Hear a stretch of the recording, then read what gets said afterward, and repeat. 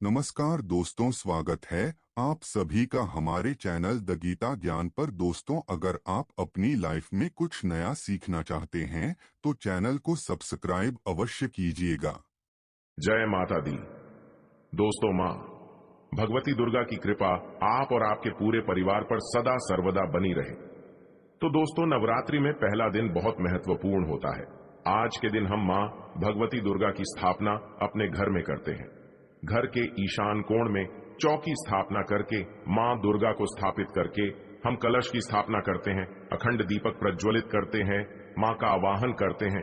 तो प्रथम दिन बहुत महत्वपूर्ण होता है, माँ भगवती दुर्गा के स्वागत का दिन होता है।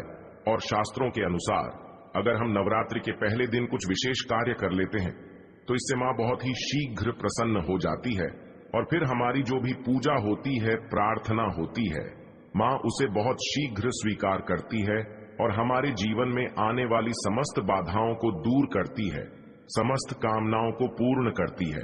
तो आज की वीडियो में हम आपसे बात करने वाला हूं कि नवरात्रि के पहले दिन हमेशा क्या करें जिससे कि माँ की कृपा हमें बहुत शीघ्र मिल जाए और हमारे जीवन में सुख, समृद्धि, धन, वैभव की प्राप्ति हो, संतान की प्राप्ति हो, या फिर अगर किसी भी विशेष कामना से अपनी माँ की पूजा आराधना कर रहे हैं, कोई भी आपकी ऐसी कामना है जो चाहते हैं कि माँ शीघ्र ही पूर्ण कर दें, तो नवरात्रि के दिन माँ को शीघ्र प्रसन्न करने के लिए आपको इन 9 बातों का ध्यान जरूर रखना चाहिए। तो वीडियो को पूरा जरूर देख लीजिए और अगर आपको आज की वीडियो अच्छी लगे तो लाइक भी कीजिए, शेयर भी कीजिए फैमिली फ्रेंड्स के साथ, और चैनल पर पहली बार आए हैं, अगर अभी तक आपने हमारे चैनल को सब्सक्राइब नहीं किया है तो चैनल को सब्सक्राइब करके बेल को जरूर प्रेस कर लीजिए। इससे यह होगा कि इस तरह की सभी वीडियो के नोटिफिकेशन आपको सही समय पर प्राप्त हो जाएगा। बात करें कि नवरात्र के पहले दिन हमें पहला कार्य करना चाहिए कि घर की छत पर आज हमें झंडा जरूर लगाना चाहिए। झंडा मतलब ध्वजा, लाल रंग का त्रिकोण झंडा होता है और उसके ऊपर बना हुआ हो जय माता दी लिखा हुआ हो। ये मार्केट में बहुत आसानी से मिल जाते हैं, नहीं तो आप घर पर भी स्वयं से बना सकते हैं। तो एक झंडा त्रिकोण आप लेकर माँ को पहले दिन उनके चरणों में अर्पित कीजिए। जब पूजा कर रहे हैं सुबह, तो उसके बाद पूजा के बाद वह झंडा अपने घर की छत पर लगा दीजिए। इस झंडे को घर के ईशान कोण में यानी कि उत्तर पूर्व के कोने पर, अगर वहां पर जगह ना हो तो आप उत्तर दिशा में इस झंडे को लगा सकते हैं। जहां भी आप ये ध्वजा लगाते हैं, इसके साथ आप ध्यान रखें कि आप वहां पर एक दीपक जरूर प्रज्वलित करें। झंडा लगाते समय इससे क्या होगा, इससे यश की वृद्धि होती है। देखिए, जब हम झंडा अपने घर पर लगाते हैं जो कि हमेशा लहराता रहता है, तो यह इस बात का सूचक है झंडा की आपको जीवन में सफलता की प्राप्ति होगी, यश की प्राप्ति होगी, मान प्रतिष्ठा की प्राप्ति होगी, समस्त प्रकार के सुखों की प्राप्ति होगी। मान सम्मान, यश, प्रतिष्ठा, धन की वृद्धि, सुख, समृद्धि, सभी प्रकार की जो चीजें हैं वह प्राप्त हो जाती है। ऐसे लहराता हुआ झंडा आपके घर पर शुद्धता की सूचना है।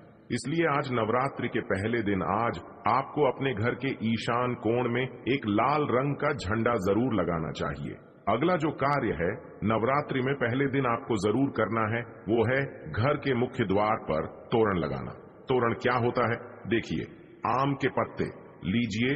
जब हम पंच पल्लव के लिए भी आम का पत्ता लेते हैं, वहीं आम का पत्ता चाहिए हमें, और थोड़ा सा अधिक मात्रा में आप लेकर आई। ये उसे साफ धो लीजिए। धोने के बाद उस पत्ते के ऊपर आपको श्री लिखना, पत्ते पर आपसी में लिखें, और जितना भी बड़ा आपका मुख्य द्वार हो उसके अनुसार एक धागा लेकर, और लाल धागा ले सकते हैं, पीला धागा ले सकते हैं। इस प्रकार से किसी भी रंग का धागा लेकर आप इन सभी पत्तों को एक माला के स्वरूप में बना लीजिए और उसके बाद ये अपने घर के मुख्य द्वार पर लगा दीजिए। श्री पत्तों पर कुमकुम से लिख दीजिए या हल्दी से लिख दीजिए, इसी लगा दीजिए। इससे क्या होगा कि जब भी आप किसी दरवाजे पर कहीं तोरण लगा हुआ देखते हैं, आपको क्या लगता है? पहले ही सूचना में यह लगता है कि इस घर में कोई शुभ या मांगलिक कार्य हुआ है। तो घर पर लगा हुआ तोरण, घर के मुख्य द्वार पर लगा हुआ तोरण आपके घर में शुभता की सूचना देता है, मांगलिक कार्य की सूचना देता है। इस बात की सूचना देता है कि आपके घर में देवी विराजित हैं। ये बहुत महत्वपूर्ण होता है। नवरात्र के पहले दिन घर के मुख्य द्वार पर तोरण लगाना, और इसका बहुत ही शुभ फल भी हमें प्राप्त होता है। अगला जो कार्य है, तीसरा कार्य जो हमें नवरात्रि में जरूर करना चाहिए, वह अखंड दीपक प्रज्वलित करना। देखिए, अगर घर में हम अखंड दीपक प्रज्वलित करते हैं तो अखंड दीपक प्रज्वलित करने से मन की कोई भी इच्छा हो, अगर आप सोचकर और मन में धारण करके अखंड दीपक प्रज्वलित करते हैं तो आपकी कामना बहुत शीघ्र पूर्ण होती है। लेकिन इसके अलावा दीपक इस बात का प्रतीक है कि आपके घर में किसी भी प्रकार की नकारात्मक ऊर्जा प्रवेश नहीं करेगी। दीपक इस बात का प्रतीक है कि आपके जीवन में किसी भी प्रकार की नकारात्मक ऊर्जा प्रवेश नहीं करेगी, और मन से घर से हर तरह से नकारात्मक ऊर्जा को दूर करता है दीपक। इसलिए अखंड दीपक नवरात्रि में पहले दिन से लेकर और नवमी तिथि तक प्रज्वलित किया जाता है, जिससे कि शुभता का घर में वास हो, सकारात्मक ऊर्जा का घर में वास हो। और जहां पर सकारात्मक ऊर्जा होती है वहां पर सुख, समृद्धि, धन, वैभव की प्राप्ति होती है। मां भगवती वहीं वास करती है जहां सकारात्मक ऊर्जा रहती है। इसलिए हम घर के मुख्य द्वार पर तोरण लगा रहे हैं ताकि बाहर से, मुख्य द्वार से किसी भी प्रकार की नकारात्मक ऊर्जा हमारे घर में प्रवेश न करे। इसके अलावा जब हम दीपक प्रज्वलित कर रहे हैं तो हमारे विचारों में किसी प्रकार की नकारात्मक ऊर्जा ना हो, इसके लिए हम प्रज्वलित कर रहे हैं। जब हम पूजा प्रार्थना कर रहे हैं, मंत्र जप कर रहे हैं, निर्विघ्न उसे हम पूर्ण कर पाए, इसके लिए अखंड दीपक प्रज्वलित किया जाता है। लेकिन अगर आप किसी भी कारणवश अखंड दीपक प्रज्वलित नहीं कर पाते हैं तो सुबह शाम दोनों समय जब मां की आराधना करें तब आपको शुद्ध घी का दीपक जरूर प्रज्वलित करना है। और सुबह शाम दोनों समय अपने घर में लौंग और कपूर की आरती जरूर कीजिए, जिससे कि घर में नकारात्मक ऊर्जा ना रहे और घर में सकारात्मक ऊर्जा का वास बना रहे। अगला जो कार्य है नवरात्रि में आपको जरूर करना चाहिए, वह कलश की स्थापना। और देखिए, दीपक में एक और बात का ध्यान रखें, फिर हम कलश की स्थापना की बात करते हैं। दीपक में अगर आप घी का दीपक प्रज्वलित कर रहे हैं तो उसे आपको मां भगवती दुर्गा की मूर्ति के दाईं तरफ रखना होता है, और अगर आप तेल का दीपक प्रज्वलित करते हैं तो मां भगवती दुर्गा के बाईं तरफ आपको तिल तेल का दीपक रखना चाहिए। तो इस प्रकार से दीपक का आप ध्यान रखें। जब भी आप तिल तेल या फिर घी का दीपक प्रज्वलित करते हैं तो उसे सही दिशा में, सही स्थान पर रखना चाहिए। और अगला जो कार्य है घट स्थापना करना, यानी कलश की स्थापना करना। तीखी कलश की स्थापना जब हम करते हैं नवरात्रि में, कलश में हम सभी देवी देवताओं का आवाहन करते हैं। सभी देवी देवताओं का पूजन मां भगवती के साथ ही हम प्रतिदिन करते हैं। इस प्रकार से जब 9 दिनों तक लगातार हम समस्त देवी देवताओं का पूजन करते हैं, घर में आवाहन करके विधि विधान से, विशेष रूप से हम उनकी आराधना करते हैं। क्योंकि जब हम मां का पूजन करते हैं, पहले हम कलश का पूजन करते हैं, धूप दीप नए चीजें हम मां को अर्पित करते हैं विधि विधान से, और इसके साथ ही कलश को भी हम इसी प्रकार से अर्पित करते हैं। तो सभी देवी देवताओं की विशेष पूजा हम 9 दिनों तक कर रहे हैं। तो हमारे जीवन में किसी भी प्रकार की कोई बाधा दूर होती है, और कोई भी हमारी विशेष कामना हो तो अवश्य पूर्ण होती है। तो कलश की स्थापना हमें जरूर करनी चाहिए।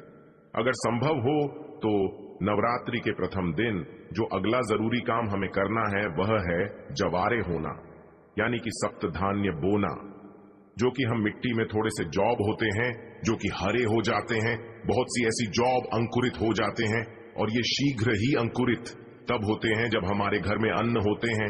तो ये इस बात की सूचना देते हैं कि हमारे घर में सुख समृद्धि आने वाली है, हमारे घर में मां भगवती विराजित हो चुकी है, और घर में सुख समृद्धि, धन, वैभव, सभी प्रकार की जो शुभता है उसका आशीर्वाद हमेशा दे रही है। तो घर में अगर आप जॉब होते हैं, सप्त धान्य बोलते हैं, तो बहुत ही श्रेष्ठ माना जाता है। नवरात्रि के प्रथम दिन हमें जरूरी है करना चाहिए। और अगला जो शुभ कार्य है जो नवरात्रि के प्रथम दिन आपको जरूर करना चाहिए, वैसे तो बहुत से भक्त नवरात्रि के पूरे 9 दिनों तक व्रत धारण करते हैं। बहुत से भक्त जल पीकर या फिर फलाहार के द्वारा इस व्रत को धारण करते हैं। लेकिन अगर आप पूरे नवरात्रि व्रत धारण नहीं करते हैं तो नवरात्रि के प्रथम दिन आपको व्रत धारण जरूर करना चाहिए।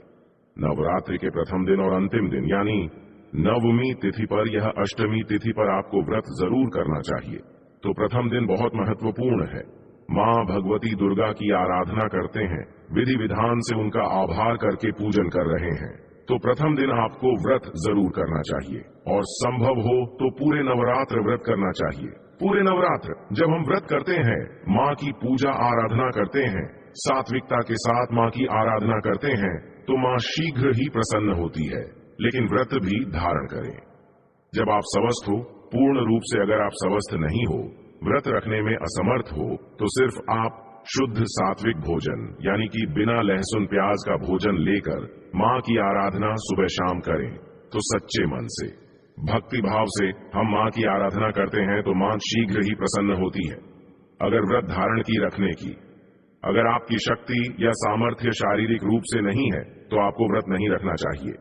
लेकिन अगर संभव हो तो पहले दिन फलाहार के द्वारा व्रत धारण जरूर कीजिए। अगला जो जरूरी कार्य है, जो नवरात्रि में आपको जरूर करना है, घर के मुख्य द्वार पर दोनों तरफ स्वस्तिक का चिन्ह जरूर बनाएंगे। स्वस्तिक क्यों बनाना चाहिए? देखिए कि मुख्य द्वार पर जब हम किसी शुभ दिन पर या किसी शुभ तिथि पर, किसी शुभ त्योहार पर हम जब कोई स्वस्तिक बनाते हैं घर के मुख्य द्वार पर, तो ये इस बात की सूचना है कि हम माँ भगवती का स्वागत कर रहे हैं। अपने घर में माता लक्ष्मी का स्वागत कर रहे हैं। माता लक्ष्मी हमारे घर में विराजित हो रही है, तो इसलिए माँ का स्वागत के लिए मुख्य द्वार के दोनों तरफ आपको हल्दी या फिर कुमकुम के द्वारा स्वस्थ बनाना चाहिए। और न सिर्फ आप स्वस्तिक बनाएं, बल्कि जब स्वस्तिक बना लेते हैं दोनों तरफ, तो उसके बाद आपको स्वस्तिक का पूजन भी कीजिए, जैसे कि धूप दीपक शत और जल थोड़ा सा गिराकर, और उस स्वस्तिक का पूजन कीजिए माँ भगवती का रूप मानकर। इस स्वस्तिक का जब हम पूजन करते हैं तो स्थायी रूप से माता लक्ष्मी का वास हमारे घर में होता है। तो जरूर आपको इस बात का ध्यान रखना है। और जो सबसे जरूरी काम है, जो हमें सुबह जरूर करना है, स्नान इत्यादि करने के बाद नवरात्रि के प्रथम दिन, और आप प्रतिदिन भी कर सकते हैं, लेकिन प्रथम दिन विशेष रूप से अनिवार्य है। या काम के घर में आप गंगा जल का, शुद्ध गंगा जल का छिड़काव कीजिए। गंगा जल ना हो तो आप शुद्ध जल भी अभिमंत्रित करके, जैसे माँ भगवती के पास अब थोड़ी देर तक उस जल को रख दीजिए। उसके बाद आप जैसे मंत्र जप वगैरह करते हैं, विधि विधान से पूजा करते हैं, तो वह जल अभिमंत्रित हो जाता है। उस जल के द्वारा पूरे घर में, घर के कोने कोने में, मुख्य द्वार से लेकर हर तरफ उस जल का छिड़काव कीजिए, जिससे कि घर में सकारात्मक ऊर्जा का वास हो। और जो भी हम मंत्र जाप कर रहे हैं, अनुष्ठान कर रहे हैं, माँ की आराधना कर रहे हैं, उसमें किसी प्रकार की कोई बाधा ना आए, इसके लिए घर से नकारात्मक ऊर्जा का दूर होना अत्यंत ही आवश्यक है। और घर में सकारात्मक ऊर्जा जितनी अधिक रहेंगी, उतना अधिक समय तक, उतनी अधिक सच्चे मन से हम माँ की आराधना कर पाएंगे। नकारात्मक ऊर्जा की वजह से हमारी पूजा में, हमारी प्रार्थना में, मंत्र जप में बाधाएं आती हैं। इसलिए इन बाधाओं को दूर करने के लिए नवरात्रि के प्रथम दिन यह नियम बनाए गए हैं कि अगर हम विधि विधान से इन 9 नियमों का पाठ नवरात्र के पहले दिन कर लेते हैं, तो पूरे नवरात्रि हम माँ की आराधना निर्विघ्न कर पाते हैं। और इस प्रकार से जब हम माँ की आराधना करते हैं निर्विघ्न भाव से, मतलब किसी प्रकार की कोई बाधा न आए आपकी पूजा में, मंत्र जाप में और अनुष्ठान में, तो आपकी पूजा संपन्न होती है अच्छे से और सफलता की भी प्राप्ति होती है।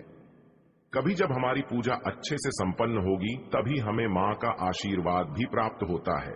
इसलिए बहुत आवश्यक है इन नियमों का पालन नवरात्र के प्रथम दिन करना। तो दोस्तों, उम्मीद करते हैं आपको यह वीडियो पसंद आया होगा। तो वीडियो को लाइक कर दीजिएगा, दोस्तों के साथ शेयर कर दीजिएगा और चैनल को सब्सक्राइब करके बेल आइकन जरूर दबा दीजिएगा, जिससे आने वाली वीडियो आपको सबसे पहले मिले। धन्यवाद।